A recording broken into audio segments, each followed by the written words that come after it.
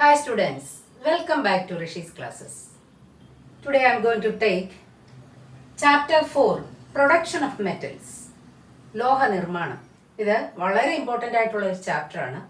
ഇതിൽ ഒരുപാട് ക്വസ്റ്റ്യൻസ് വരാൻ സാധ്യതയുള്ള ഒരു ചാപ്റ്ററാണ്. അതുകൊണ്ട് വളരെ ശ്രദ്ധിച്ച് കേൾക്കുക. ഇംഗ്ലീഷ് മീഡിയക്കാർക്കും മലയാളം മീഡിയക്കാർക്കും ഒരുപോലെ പ്രയോജനപ്പെടുന്ന രീതിയിലാണ് ഞാനിവിടെ ക്ലാസ് എടുക്കുന്നത്. ഈ ചാപ്റ്ററിൽ എന്തൊക്കെ ടോപ്പിക്സ് ഉണ്ടെന്ന് നമുക്കൊന്ന് നോക്കാം. ഫസ്റ്റ്, മിനറൽസ് ആൻഡ് ഓഴ്സ്, ധാതുക്കളും അയിരും. 2, മെറ്റലർജി, 3 സ്റ്റേജസ് ഓഫ് മെറ്റലർജി, ലോഹ നിർമ്മാണത്തിൻ്റെ 3 സ്റ്റേജുകൾ. അതിലൊന്ന് കോൺസെൻട്രേഷൻ ഓഫ് ദ ഓസ്, അയിരിൻ്റെ സാന്ദ്രണം. 2, extraction of metals from its ore, ലോഹങ്ങളെ അതിൻ്റെ അയിരിൽ നിന്നും വേർതിരിക്കൽ. 3, റിഫൈനിങ് ഓഫ് മെറ്റൽസ്, അങ്ങനെ കിട്ടിയ മെറ്റൽസിൻ്റെ അല്ലെങ്കിൽ അങ്ങനെ കിട്ടിയ ലോഹത്തിൻ്റെ ശുദ്ധീകരണം. പിന്നെ ഉള്ളത് industrial production of iron and aluminium. ഈ അയണും അലുമിനിയം ഒക്കെ വരാത്ത ഒരു ക്വസ്റ്റ്യൻ പേപ്പർ പോലും കാണുകയില്ല. എന്തായാലും നിങ്ങളിത് വളരെ ഇമ്പോർട്ടൻ്റ് ആയിട്ട് ശ്രദ്ധിച്ച് പഠിക്കേണ്ട ഒരു ചാപ്റ്ററാണ്. Discovery of metals is the most significant finding that has revolutionised the world. ഈ ലോകത്തെ തന്നെ മാറ്റിമറിച്ച കണ്ടുപിടുത്തമായിരുന്നു ലോഹങ്ങളുടെ കണ്ടുപിടുത്തം. നിങ്ങൾക്കറിയാം, ശിലായുഗത്തിൽ നിന്ന് ലോഹയുഗത്തിലേക്കുള്ള ഒരു കുതിച്ചുചാട്ടം. മെറ്റൽസ് ഭയങ്കര ഇമ്പോർട്ടൻ്റ് ആണ്, നിങ്ങൾക്കറിയാം. അതായത് അയൺ, മുട്ടുസൂചി തൊട്ട് എയ്റോപ്ലെയിൻ വരെ നിർമ്മിക്കാൻ അയൺ വേണം. അതേപോലെ അലുമിനിയം, കോപ്പർ, പിന്നെ നമ്മൾ ജ്വല്ലറി ഉണ്ടാക്കുന്ന ഗോൾഡ്, സിൽവർ, പ്ലാറ്റിനം, ഇതെല്ലാം മെറ്റൽസ് ആണ്. The chemically reactive metals are found in the combined stage and the unreactive metals or low reactive metals are found in native state. അതായത് reactivity വളരെ കൂടിയത്, കഴിഞ്ഞ ക്ലാസ്സിൽ ഞാൻ പഠിപ്പിച്ചാണ് നിങ്ങളോട് എങ്ങനെയാണ് കണ്ടുപിടിക്കാം.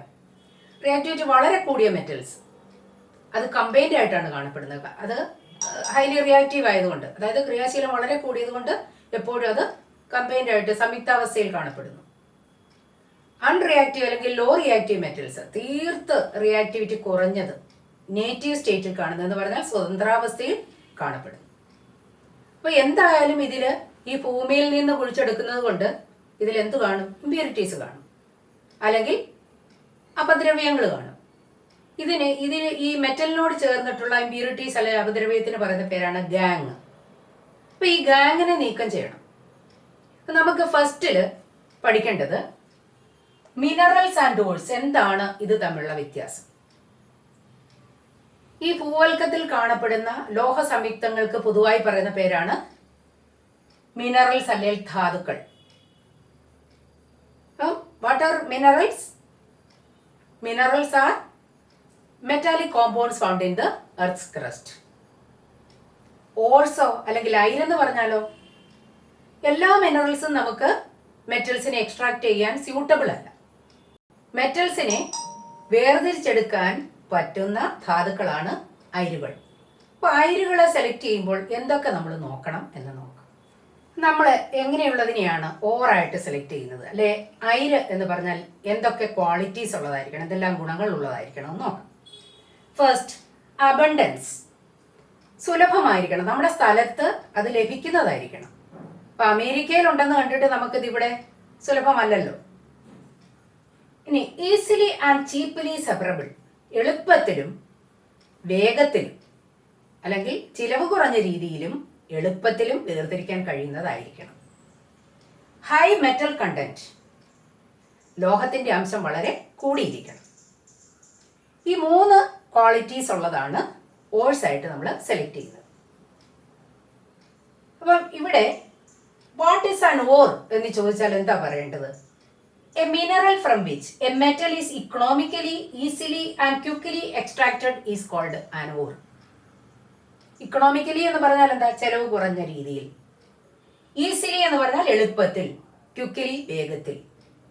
അപ്പോൾ ഒരു അയിരെന്ന് പറഞ്ഞാൽ എന്താണ്?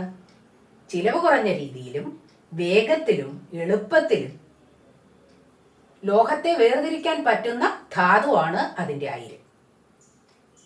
ഇവിടെ അലുമിനിയത്തിന്റെ അയിരെന്ന് പറഞ്ഞാൽ അലുമിനിയത്തിന് പല ധാതുക്കളുമുണ്ട്.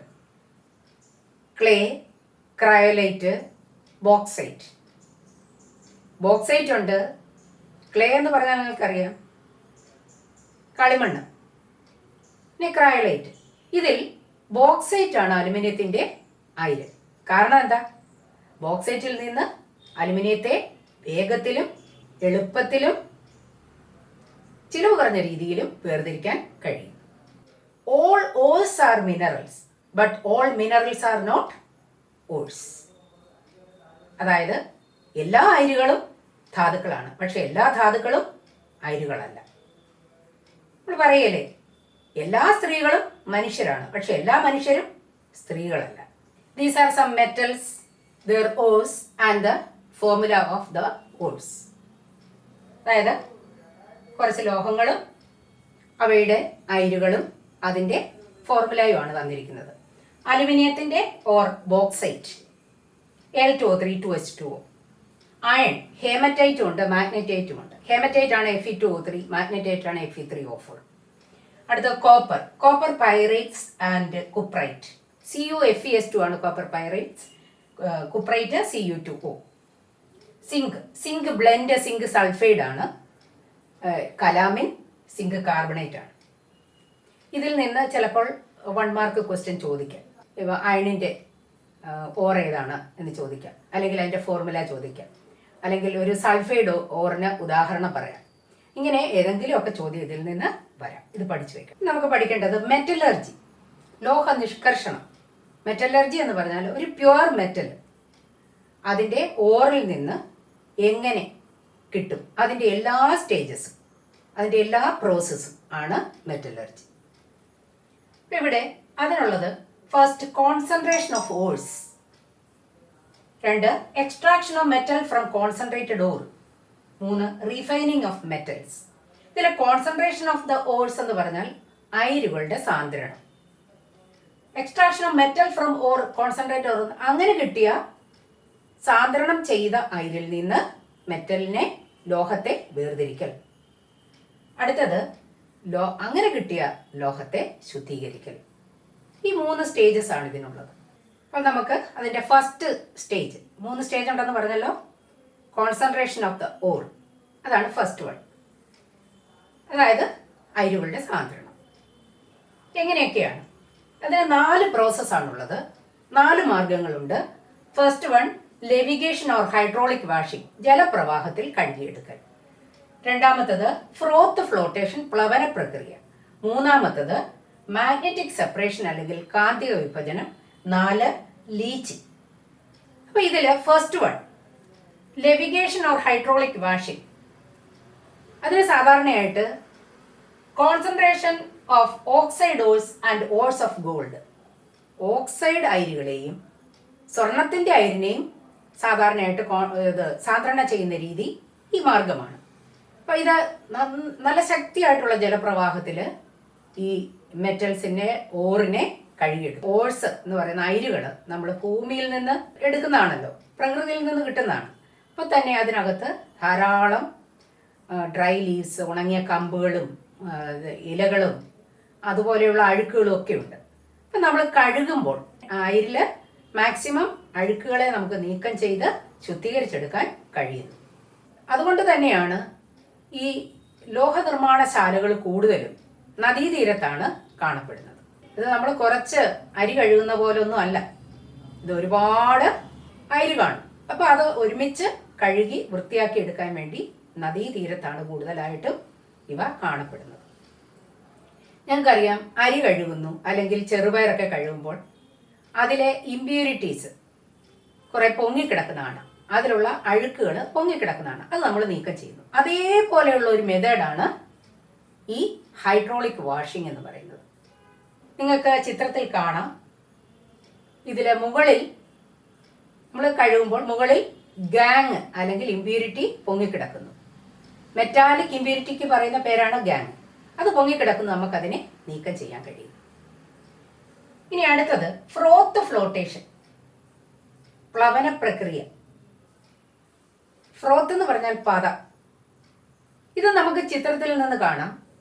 ശക്തിയായ വായു പ്രവാഹം കൊടുക്കുന്നുണ്ട്. മുകളിൽ നിന്ന് ഒരു സംഭവം കൊണ്ട്, ഒരു സാധനം കൊണ്ട് ഇളക്കുന്നുണ്ട്. ഇവിടെ നമ്മൾ അതിലേക്ക് ചേർത്തിരിക്കുന്നത് പൈൻ ഓയിലും പൊടിച്ച ഓറും വെള്ളവും ഒഴിച്ചു കൊടുത്തിട്ടുണ്ട്. അപ്പൊ ഇത് മൂന്നും കൂടെ ഇളക്കുമ്പോൾ, ശക്തിയായ വായു പ്രവാഹത്തിൽ ഇളക്കുമ്പോൾ പതയുണ്ടാകുന്നു. ഈ പതയിൽ മുകളിൽ സൾഫൈഡ് ഓറുകളെ പോലുള്ള സൾഫൈഡ് അയിരുകൾ പൊങ്ങിക്കിടക്കുന്നു. പിന്നെ ആ പത നീക്കം ചെയ്തിട്ട് നമുക്കതിൽ നിന്ന് ആ ഓറിനെ മാറ്റിയെടുക്കാം. അതിൻ്റെ ഇമ്പ്യൂരിറ്റീസ് അപ്പോൾ എവിടെ കാണും? താഴെ കാണും. അപ്പോൾ ഇത് എങ്ങനെയുള്ള ഇമ്പ്യൂരിറ്റീസിനെ മാറ്റുന്നതിനാണ്? അതായത് അയിരുകൾ ഡെൻസിറ്റി കുറഞ്ഞതും ഇമ്പ്യൂരിറ്റി ഡെൻസിറ്റി കൂടിയതും അതിൻ്റെ ഭാരവ്യത്യാസം കൊണ്ട് ലൈറ്റർ ആയിട്ടുള്ള ഓഴ്സിനെ മുകളിൽ നിന്ന് ഫ്രോത്ത് ഉണ്ടാക്കി നീക്കം ചെയ്യാൻ കഴിയും. ഇമ്പ്യൂരിറ്റീസ് നമുക്ക് താഴെ തന്നെ നമുക്ക് കാണാൻ കഴിയും. അങ്ങനെ നമുക്ക് ശുദ്ധീകരിച്ചെടുക്കാം. ഇനി അടുത്തത് മാഗ്നറ്റിക് സെപ്പറേഷൻ. മാഗ്നറ്റിക് സെപ്പറേഷൻ എന്ന് പറയുമ്പോൾ കാന്തിക വിഭജനം. നിങ്ങൾക്കത് ചിത്രത്തിൽ കാണാം. ഒരു മാഗ്നറ്റിക് റോളറിൽ കൂടെ പൗഡേർഡ് ഓർ കടത്തിവിട്ടാൽ മാഗ്നറ്റിക് ആയിട്ടുള്ള ഓർ അല്ലെങ്കിൽ മാഗ്നറ്റിക് ആയിട്ടുള്ള ഇമ്പ്യൂരിറ്റി ആ റോളറിന്റെ തൊട്ടടുത്തായിട്ടും നോൺ മാഗ്നറ്റിക് ആയിട്ടുള്ളത് ദൂരേക്കും വന്ന് വീഴും. മാഗ്നറ്റിക് സെപ്പറേഷൻ വഴിയാണ് അല്ലെങ്കിൽ കാന്തിക വിഭജനം വഴിയാണ് മാഗ്നറ്റൈറ്റ് അയണിന്റെ, ഇരുമ്പിന്റെ കാന്തിക സ്വഭാവമുള്ള ഓറാണ് മാഗ്നറ്റൈറ്റ്. ഇത് ശുദ്ധീകരിക്കുന്ന ഈ രീതിയിലാണ്. ഇത് പൊടിച്ച ഓറിടുമ്പോൾ മാഗ്നറ്റിക് ആയിട്ടുള്ള ഈ ഓറ് തൊട്ടടുത്ത് വീഴുകയും ഇതിൽ ഇമ്പ്യൂരിറ്റീസ് ദൂരേക്ക് മാറി വീഴുകയും ചെയ്യും. ഇനി മാഗ്നറ്റിക് ഇമ്പ്യൂരിറ്റി ആയിട്ടുള്ള അയൺ ടങ്സ്റ്റേറ്റ് എന്ന് പറയുന്നത് നോൺ മാഗ്നറ്റിക് ആയിട്ടുള്ള ടിൻ സ്റ്റോണിൽ നിന്ന് വേർതിരിക്കാനും ഈ മെത്തേഡാണ് ഉപയോഗിക്കുന്നത്. ടിൻ സ്റ്റോൺ നോൺ മാഗ്നറ്റിക് ആണ്, അത് ദൂരേക്ക് വന്ന് വീഴും. അയൺ ടങ്സ്റ്റേറ്റ് തൊട്ടടുത്തും വന്ന് വീഴും. ഇനി കോൺസെൻട്രേഷൻ ഓഫ് ദ ഓറിന്റെ മറ്റൊരു മാർഗമാണ് ലീച്ചിങ്. ഇത് സാധാരണയായിട്ട് അലുമിനിയത്തിന്റെ അയിരായ ബോക്സൈറ്റിനെ കോൺസെൻട്രേറ്റ് ചെയ്യാൻ അല്ലെങ്കിൽ സാന്ദ്രണം ചെയ്യാൻ ഈ മാർഗം ഉപയോഗിക്കുന്നു. ലീച്ചിങ് ഇത് വളരെ ഇമ്പോർട്ടൻ്റ് ആണ്. മിക്കവാറും എല്ലാ ക്വസ്റ്റ്യൻ പേപ്പറിലും ഇങ്ങനെ ഒരു ക്വസ്റ്റ്യൻ കാണാം.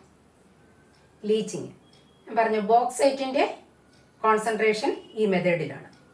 എന്താണ് ലീച്ചിങ് എന്ന് ശരിക്കും പഠിച്ചു വെക്കുക. What is leaching?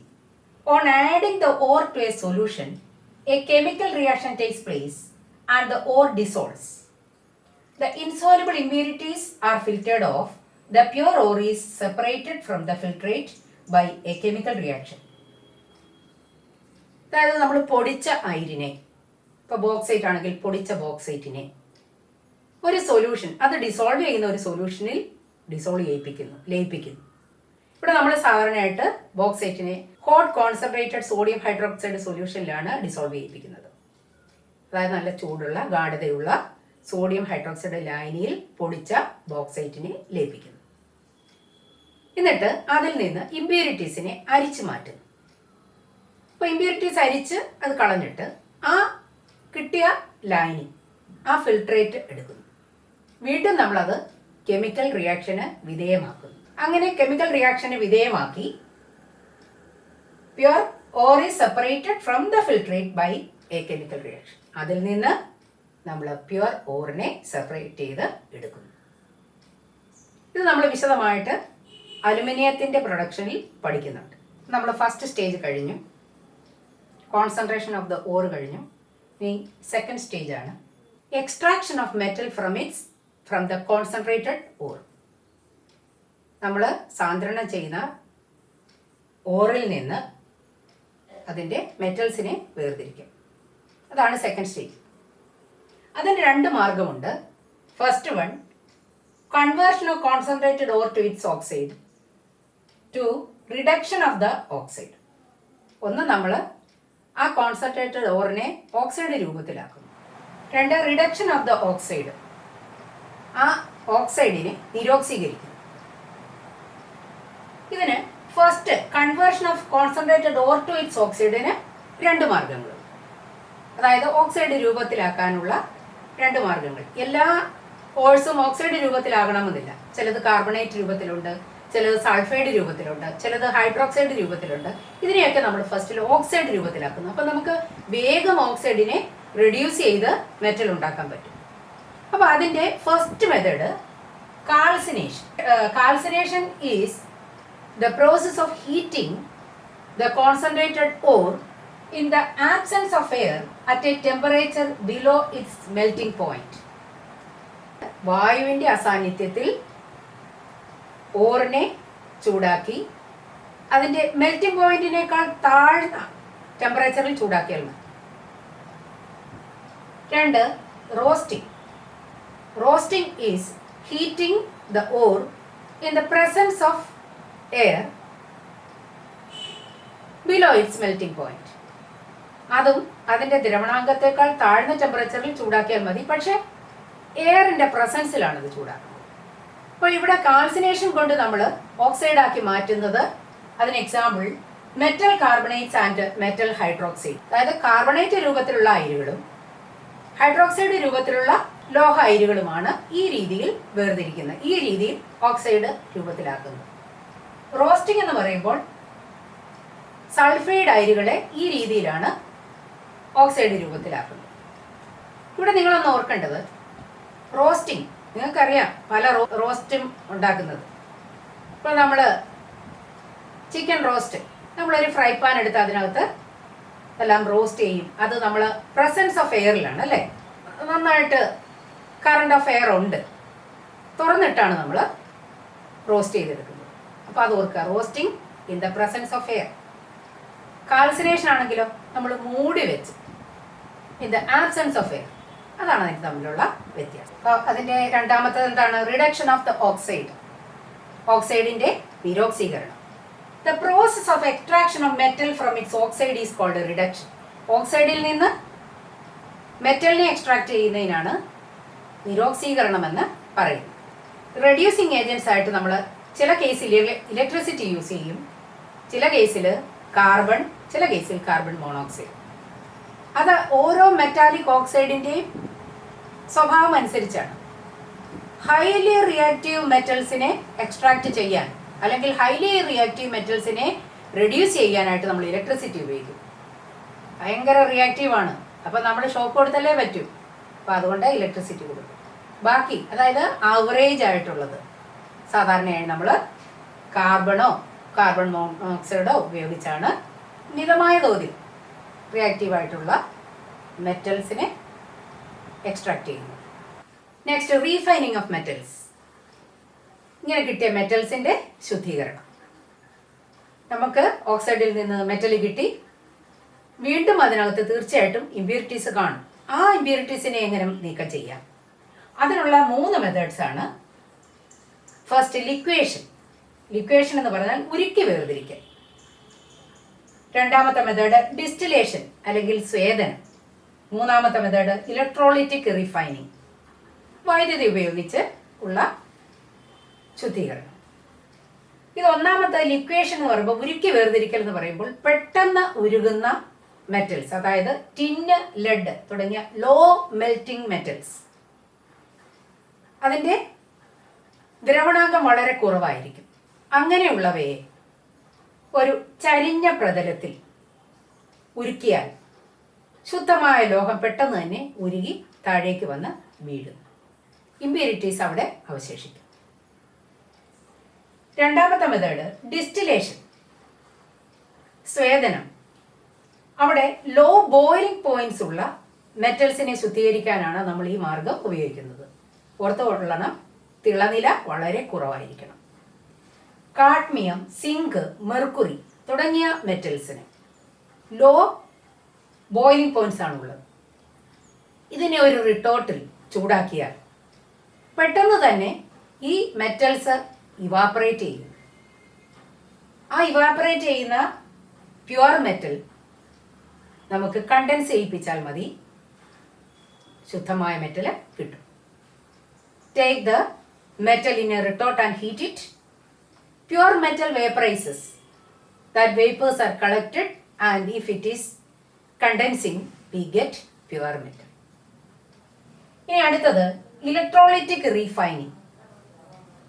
വൈദ്യുതി ഉപയോഗിച്ചുള്ള ശുദ്ധീകരണം, അതായത് കോപ്പർ, അതൊക്കെ നമ്മൾ ഈ മെത്തേഡാണ് പ്രയോജനപ്പെടുത്തുന്നത്. What is electrolytic refining? Electrolytic refining is the refining of a metal by the electrolysis of its salt solution as electrolyte and by using a pure metal as cathode and the impure metal as anode. So this is electrolytic refining. സാധാരണയായിട്ട് കോപ്പറിനെ ശുദ്ധീകരിക്കാൻ നമ്മൾ ഈ മെത്തേഡാണ് use ചെയ്യുന്നത്. ഇതിന് വേണ്ടത് ഒരു പാത്രത്തിൽ അല്ലെങ്കിൽ ഒരു വലിയ ബീക്കറിൽ നമ്മൾ ഒരു ഇലക്ട്രോലൈറ്റ് വേണം.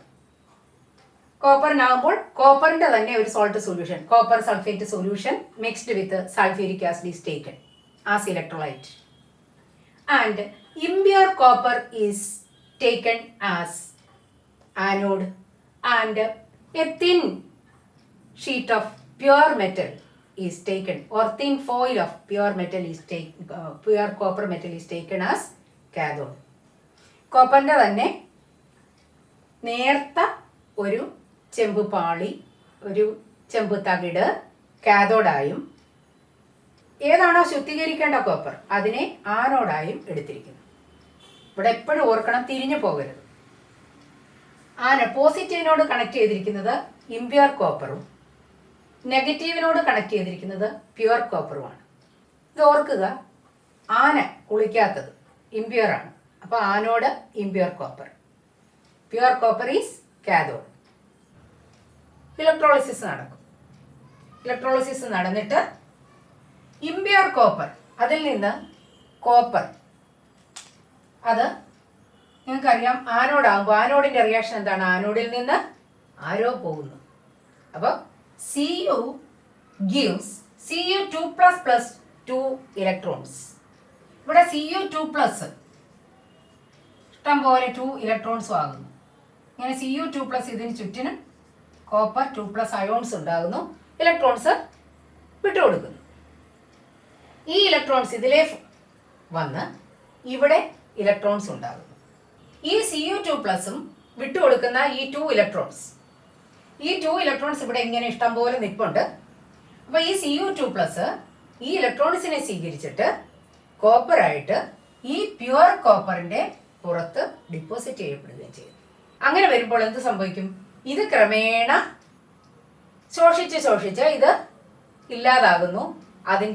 അതിലുള്ള ഇമ്പ്യൂരിറ്റീസ് താഴെ വീഴുന്നു. അതിന് നമുക്ക് ആനോഡ് മഡ് എന്ന് പറയും. അവസാനം ഇതങ്ങ് വലുതായി വരുന്നു. കാരണം എന്താ? ഈ കോപ്പർ മുഴുവനും ഇവിടെ വന്ന് ശുദ്ധമായ കോപ്പർ അതിൽ പറ്റിപ്പിടിച്ചിരിക്കുന്നു.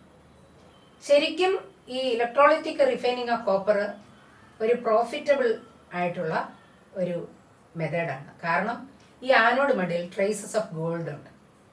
അതുകൊണ്ട് ഇങ്ങനെ ചെയ്യുന്നത് കൊണ്ട് നമുക്ക് കുറച്ച് ഗോൾഡ് കിട്ടിക്കഴിഞ്ഞാൽ നിങ്ങൾക്ക് അറിയാമല്ലോ അതിൻ്റെ വില. അപ്പോൾ അതുകൊണ്ട് അത് യൂസ്ഫുള്ളുമാണ്. ഇതാണ് ഇലക്ട്രോലൈറ്റിക് റീഫൈനിങ് ഓഫ് കോപ്പർ. അപ്പോൾ ഇവിടെ നടക്കുന്നത് നമുക്ക് എന്തൊക്കെ നിങ്ങൾക്ക് പരീക്ഷയ്ക്ക് ചോദിക്കാം. ചിലപ്പോൾ ചിത്രം വരയ്ക്കാൻ ചോദിക്കാം. എന്നിട്ട് അതിൻ്റെ ആനോഡ് ഏതാണ്? ആനോഡ് നിങ്ങൾക്കറിയാം, impure copper is anode, pure copper is cathode. Anode is impure copper, cathode is pure copper. Anode reaction, what reaction takes place in anode?